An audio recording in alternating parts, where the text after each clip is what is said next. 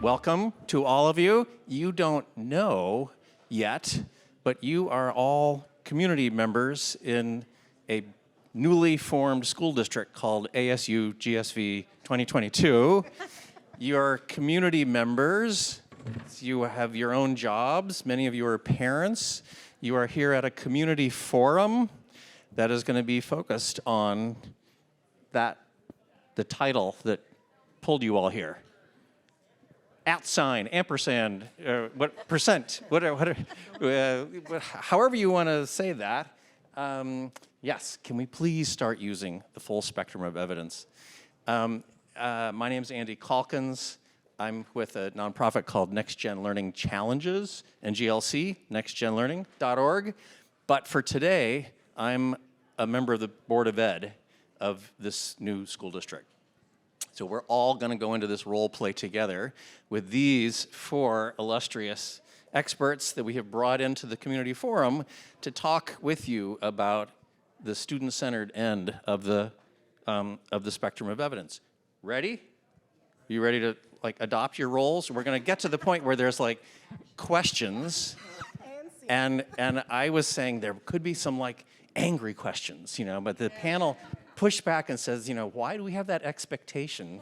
These days, all you have to say is school board meetings, and people go, where are the scary people in the back of the room? So happily, I'm not talking about you guys back there. You don't look scary in the least. Okay, we're going to advance these slides. Apologies to you guys, because you can't quite see it.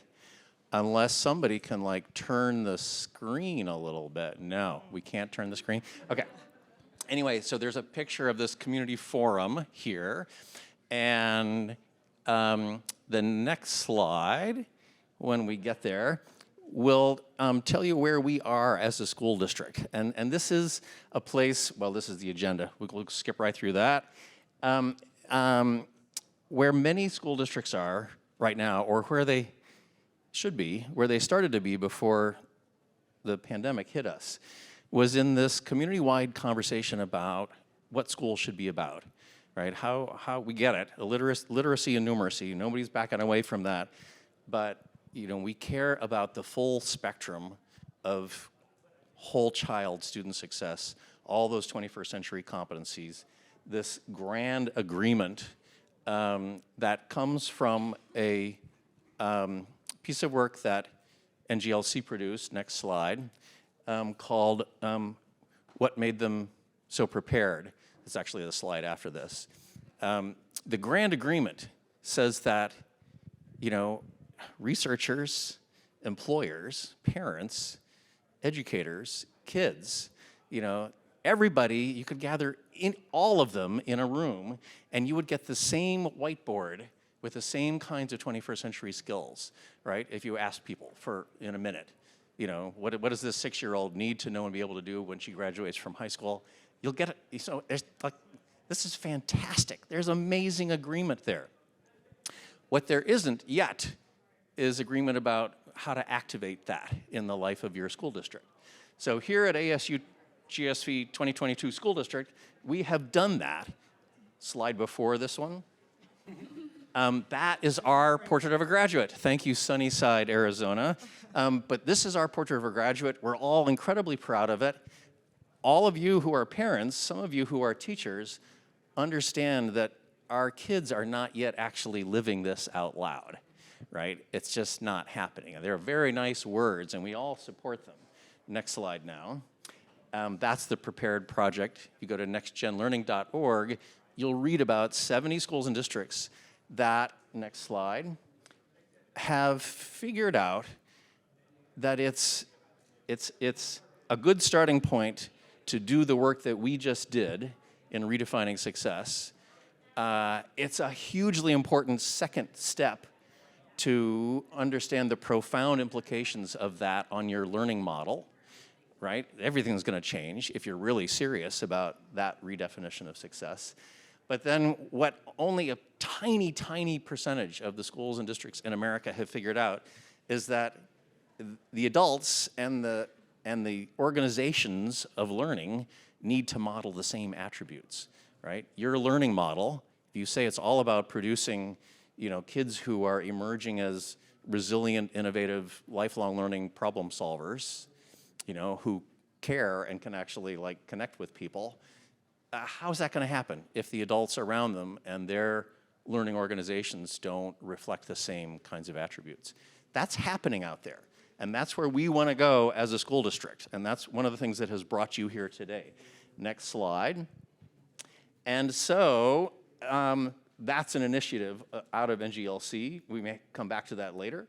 That next slide. That is trying to help districts like ours do that work. The most important part of that work, because of the place that the standards movement has brought us, arguably, is around, fine, schools need to be about this different set of things. How do we know that the schools are doing their job and that the kids are learning all those things? It's about assessment. It's about measurement, because we've trained the entire American populace, right, to say, well, what do the scores tell us? And so that brings us into this conversation about the full spectrum of evidence. And so when we say we are here at ASU+GSV 2022 School District about the full spectrum of all those competencies, I'm saying to you as a board member, why would we stop at only measuring the things that when we say, what are the scores telling us? Why are we stopping at only the things that those scores tell us? They tell us important things. These folks are going to show you and tell you what we're learning from the rest of the spectrum of student evidence. Everybody with me so far? Good, okay. So, next slide. If you go to studentcenteredevidence.org, you'll see all this. There's a whole spectrum. The left side of it is system-centered evidence. The right side of it is student-centered evidence. The schools that we're all working with in this space, many of them have moved away from words like testing and even assessment. They use evidence, because evidence doesn't carry all the same baggage, and it actually sort of sounds like more of what we're talking about here. You're gathering evidence of student growth. You're not testing them at this one moment when their parents had an argument that morning, or they didn't have breakfast in the last week, or whatever, and yet you're saying you're going to learn something from that test. Each of these experts here are going to talk about a component of it. We're going to start with Nicole Allard on my left, and she's going to talk about the part of the spectrum, next slide, that is closest to the center. It is the sort of least intensive in terms of the interaction with the kids, but it is capable of tracking attitudes and perceptions of the greatest number of kids in this end of the spectrum. Nicole is a super trusted partner and ally of ours, Executive Director of Academic Excellence and Innovation. Pretty good, yeah. Something like that. It's pretty good. It's close. What is it, really? It's Executive Director of Educational Excellence and Innovation. Okay, see? Okay. Pretty good. Vista Unified, which is just up the coast, really a district that has completely rethought itself over its last 10 years or so. And Nicole, I'm going to ask you to talk about this first phase of the student-centered end of the spectrum. Yeah. So at Vista Unified, we believe in the power of engagement. And for us, engagement means starting the conversation with students and keeping it going. And so surveys are a great way to do both. They're a great way to get a lot of data to start the conversations, and a great way to do check-ins. And so we also believe in the power of student voice. If you want honest feedback, blunt feedback, sometimes hard to hear feedback, but the feedback that is most going to move your initiative, project, work forward, ask a student, because they will tell you the reality of what they're dealing with at home, in the classroom, at the, at lunch, and what they're experiencing as far as teaching and learning. So for us, whether it's our portrait of graduate work, whether it's our redesign of our performance framework, or whether it was how we orchestrated our school reopening, which we did a survey and got 14,000 voices for a school district that has 19,000 students. And those voices crafted how we reopen school. We believe in the power of engaging those students in those conversations. Our surveys, we're a K-12 district, our 4th through 12th grade surveys all of the time. So we have a 4th and 5th grade survey, then we have a 6th through 8 survey, and we have a 9 through 12 survey where we do different language for each. And we always ask some questions that will give us quantitative data, but we always ask about qualitative data too. So we don't do a survey without some open-ended questions for students to really tell us how they're feeling. And also, we believe in ongoing surveys throughout and check-ins. So we'll do surveys once we did the school reopening of how is it going? Are we true to what you asked us to do? We also have an ongoing survey with UCSD because we believe in the power of partnerships and what an organization like UCSD can do for our surveys. We give those to our students as well as our community members, our parents, our teachers every year about culture, about equity, about care, connection, well-being, about teaching and learning. And then finally, and I see Trisha in the audience, we are partnering with IntelliSpark so that 4 times a year, our students from grades 6 through 12 will do surveys that are tailored to them about what are your strengths, interests, values, how can those strengths, interests, values inform what's happening in the classroom and how we're assessing and demonstrating, how you're demonstrating your learning. And also that really important part that I mentioned before, which is how are you cared for, how are you connected, and what is your sense of well-being at school or at home that's going to inform how you learn at school. And so that data is constantly being looked at quantitatively and quantitatively, and then I know they'll talk about more later, but we follow those up with more in-person, with forums, with empathy panels, with other things where we can really get to the heart of things. But surveys are our baseline. So here we are in our school district, in our town. We've done this awesome, profile of a graduate.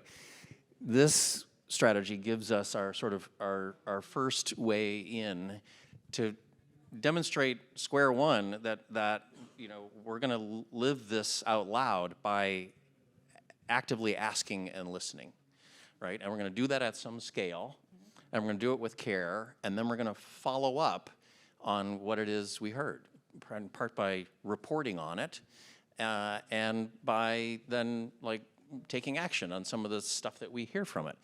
That, I'm warning all of us in this room, is gonna reveal some uncomfortable truths. I mean, talk about the first one that you did in 2014, whatever that was, and what that did for you and to you. So we did a listening session. It was over 2,000 students from grades K through 12, and about what is school in Vista like for them. And afterwards, my superintendent and assistant superintendent said, what are we going to do with all this? And they stuck it into a Wordle, which now has a totally different meaning. And the word that came out was irrelevant. That students in Vista felt like schooling was irrelevant. And it was what we call our gut punch. It was a powerful gut punch. It was what we needed. And that happened in 2013, 14, so that it completely changed who we are as a district and what we offer to kids every day. And right before the pandemic, we did another listening tour like that, and that's not the word that came out. It was much more positive and wonderful. So we're glad that we're seeing progress, but there's still a lot of work to do. Joyful, maybe? Was it joyful? Joyful was a big one, yeah. Joyful was the big one. Yeah, but these, I almost never see the Vista people presenting anywhere, and that happens a lot, without them tracing back to the data bomb, to the gut punch. And so when we do that here in our district, that's our future, because we're probably going to hear some of that kind of honesty from the kids. And shouldn't we? I mean, yes? Right, okay. So now we move to the next phase, which is always progressively more student-driven and more immersive. That's what's happening as you're going out. It's nice how this worked out, towards the right-hand side of the spectrum. We're going to hear from Alcine Mumby, who is with the Envision Learning Partners, senior something of everything cool at Envision. There you go. I like Basically. that title way better than Vice President of Program, but Okay, I'll take yeah. that. I'll take that. So Envision has lived and breathed performance-based assessment ever now. They were really almost like the first people on the block to like say, this is a thing. So this literally is the person you want to hear from in this space. Oh, gosh, Right there. Andy. Yeah. Woo. So at Envision, we help school districts measure what matters. So you have that beautiful poster of your graduate profile with all those fancy words, and then you're like, and what do we do with that? And so it doesn't make sense to have those aspirations for what learning should be if you're going to just try to assess it via standardized testing. And so we come in and we say, hey, there's a lot of different things you can do, as simple as, student-led conferences, which can happen with kindergartners. They can talk about their learning journey and give you evidence of communication and collaboration and all these skills that we know they need in order to be successful, all the way to a capstone project or a portfolio defense where kiddos are demonstrating their knowledge in some more formal academic ways. Like a portfolio defense is akin to like a dissertation defense, where kiddos are standing up and saying, here's my work, it demonstrates that I know these things, and we get to pepper them with lots of wonderful questions to really draw out their knowledge and their learning journey. But all of that rests on this notion that we should be, I'm so glad my boss is not in the room, because this definition, yeah, it's the demonstration and evaluation of applied skills, right? And we often think that, well, let me just say this. We don't teach what doesn't get assessed, right? Like I taught, oh, it's not on the test, guess what? Skipping that chapter, and we're gonna go on to the things that are on the test. And so we know that we start that. And so we ask folks to really think about how do you make sure that you are assessing what matters in your learning community, which is also derived by working with families and students and hearing what are the skills that they want to embody by the time they leave you. And so we have, next slide, please. We have these building blocks. We use these lovely Legos, right? And this work comes from looking at certainly what we have done in the field, but also looking at other folks who play in the performance assessment sandbox. And we figured out how do we make this not simple just for simplification purposes, but really usable. And so we use these 5 criteria. And I love the analogy of Legos because you can build as big, as small, but the key is to just start building, start somewhere. And so we often tell folks that the first Lego is you gotta measure learning that matters.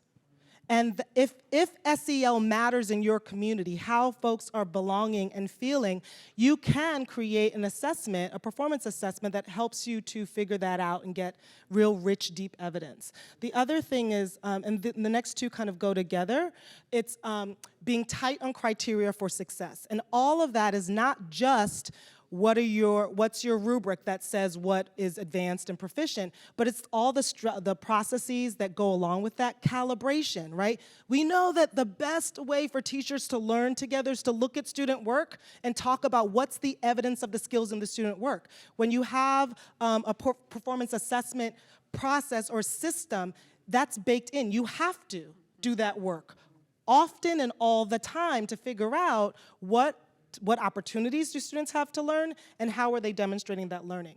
And we say that once you get tight on your criteria for success, then you're clear about what you want, and so there's lots of avenues for the babies to demonstrate what they know. And so you're not becoming a funnel of like, oh, you can only demonstrate this in this particular way. You actually become a flashlight, where kiddos are guided of like, oh, you have to demonstrate communication. How do you want to do that? You want to do a TED Talk? Do you want to do a presentation? And it wraps around students with disabilities in very beautiful ways, right? And then finally, the fourth criteria is that it's authentic, which means kids are in proximity with folks who do this work in the real world. Kids live in the real world too, but we'll just use air quotes on that, using tools that industry people would be using and doing those things, and not just like once, but in relationship, right? And then finally, so that you can get to that bottom one, which is your performance assessment should be a learning experience in and of itself. That means as the student is going through it, they should be having those, oh, that's also what that means for me. as they're standing there, you're asking them a question, an impromptu question, and they have, you know the moment when the light bulb goes off and it means more than why they initially did that task. And so we live for those moments as well. And that sits on top of, the beautiful, I lead with this all the time, that John Dewey reminds us that we don't learn from experience, right? We have lots of old fools in the world that are older, but they haven't learned from anything that they've experienced, right? Actually, Dewey says we learn from reflecting on our experience. And so when you give students the opportunity to make meaning of their learning, in whichever way or shape or however long that learning experience is, that is where true learning happens. And we miss so much of that data as teachers when we just stick to more standardized ways of assessing learning. You're missing the moments where the kiddo was like, actually, this was a challenge, and I had to navigate around this, and I figured out that I have this other skill, or I was able to use this piece of my identity to unlock the next part of my learning journey. And that's what we kind of live for in this world. Thank you. That's my world, that is. Perfect. Alcine, so this is something, similarly to the set of competencies that we all agree on, we all, whether we sort of explicitly recognize this or not, agree on the points that you just heard Alcine make. If you ask yourself, name a couple of things that you're good at. Could be like playing piano, or it could be running an organization, or it could be whatever. How did you know you got good at that? And for how many of you is the answer to that, a time-delimited bubble test? No, it's we all know these things. It's a whole rich set of performance-based assessments that told you, I can play the Dvorak cello concerto, without making people scream and run from the room, and so good, success, or whatever, right? And so this is all sort of common sense and building back into our work here in the school district, but we all kind of know as townspeople, as educators, and the kids, believe me, know all this too. So you want to go right through the video, or do you want to do anything with it? Yeah. I don't know if I don't even know if the audio will happen. Yeah. Will the audio happen? Try it? Let's see. Try it. Probably, maybe not.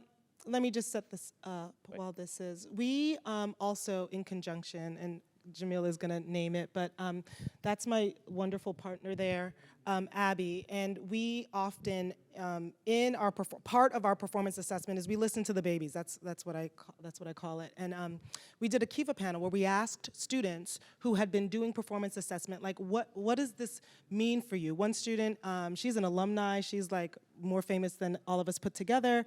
And then the other student is a current student. And when we heard their reflections on the power of performance assessment, because we did some listening, which Jamila is going to talk a little bit more about how do you listen to a smaller group of students, we were blown away. And so consider this a segue between what I'm saying and what Jamila is going to say, and this is an example of what is possible when you enact the things that Jamila is talking about. So if we can play that. Nope, okay. Well. That brings us to Jamila. So yes. Or can I just say this one thing? So, our Yvonne, who is the student at the top left, she mentioned how when we asked her to do her portfolio defense, she had to find an analogy. She had to find a metaphor of a tool she would use, or who is she in the world, and she chose a slingshot. That she sees education as her slingshot and her becoming that slingshot and catapulting herself into her future. And she talks about how if she wasn't asked that question, she would not have come upon that metaphor. And then it asked her to, she made connections between her ancestors, her history, and then she realized that is my purpose, to bring forth all of that in whichever field I choose. But she got the opportunity to declare, I'm a slingshot. I'm a slingshot, and that's how I choose to wield my education, and that's how I choose to move in the world. So that's what you missed. She said it way better than me. So thank you, Alcine. So moving further out towards the immersive end of the spectrum, we have Jamila Dugan, who is the co-author of a book some of you may have read called Street Data. Show of hands for anybody who's like, yes? Okay, look. Oh, you got fans in the audience. Yeah, there we go. Okay. Yeah, baby. The rest of you, so you just saw that, you know, it's like a club or something. I mean, it's gonna grow. So this is all about like deep listening, and doing that in a deliberate way, you know, and valuing it as a form of data that has as much to tell you about what's going on as this data that we all call data, right? Jamila. I agree with everything you said. Sorry. And if you haven't read it, you should read it. I think it's a great book, and that's just my thought on it. But yes, I am the co-author with Shane Saphir around this book called Street Data, and I think I want to say two things before I get into what it is. So we see listening and all this data gathering as a strategy for equity and creating access for every student.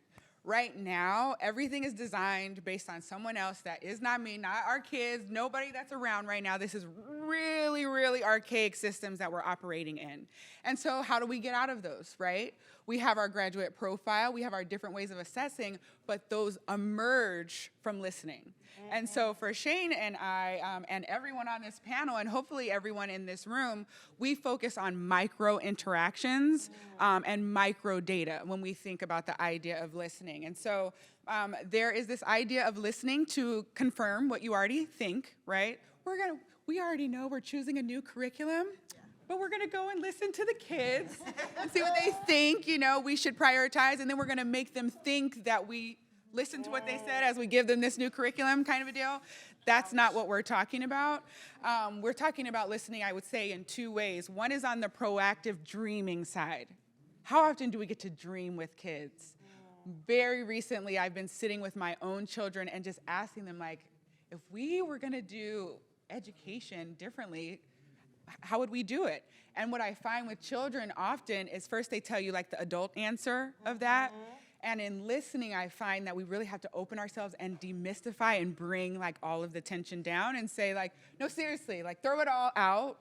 How would you do things? And what I find also interesting in that is that if you take your adult hat off, or I wish adults thought like this too, right? Some of us do. Right?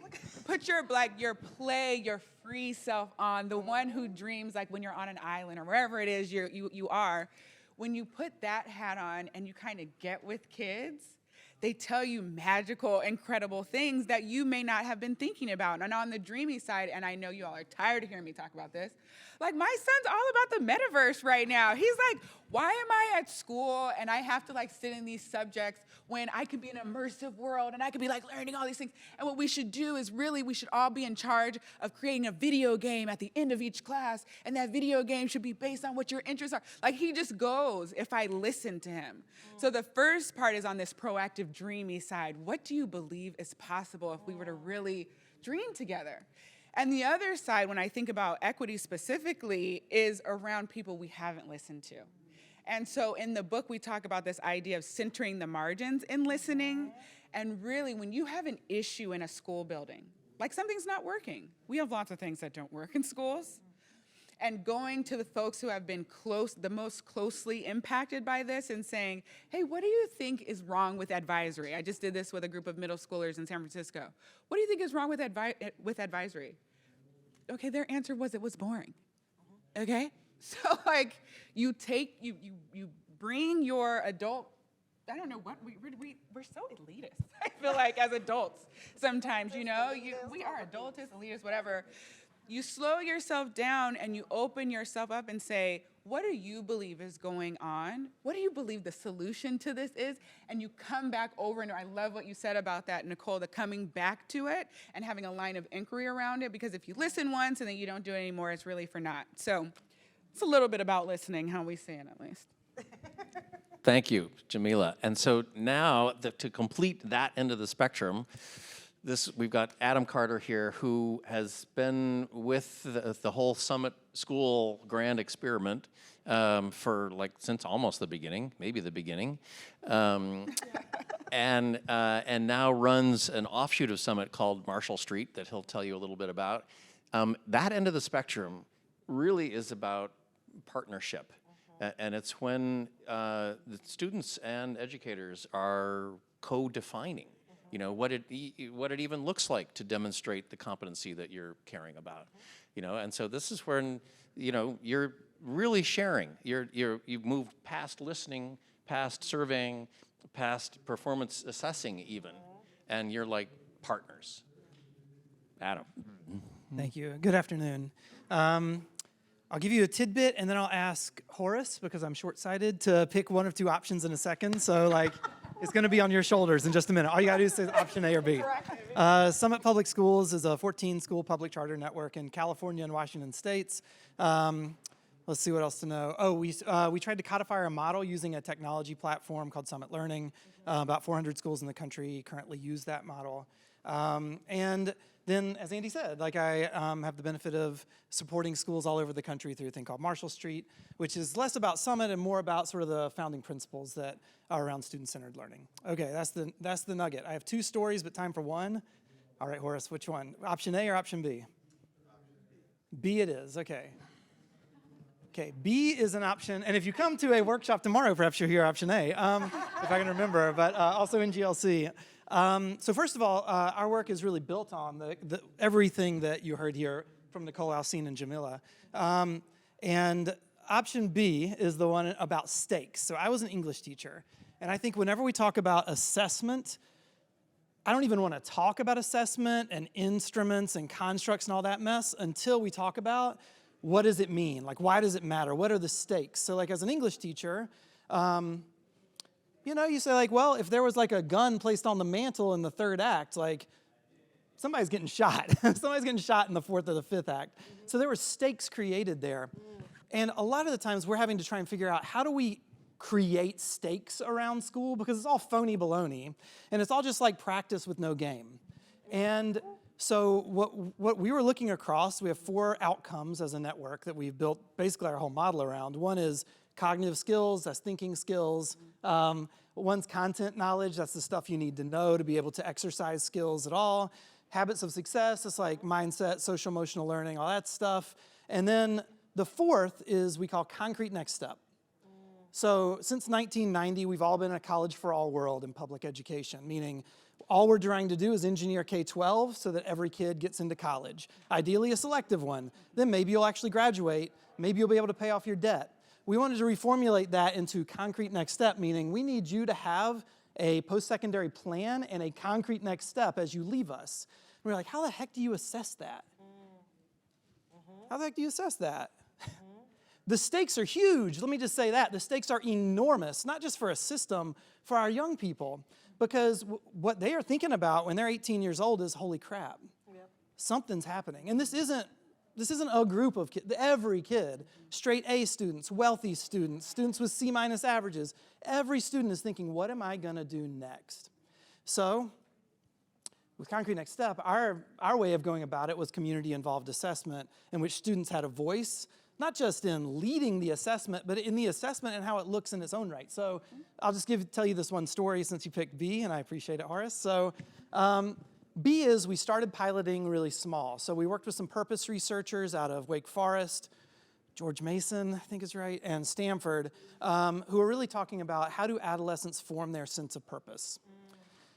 Then we learned from Envision learning partners and others through the California Performance Assessment Collaborative, and we went around and just looked at what are people already doing who are on the leading edge of performance assessment.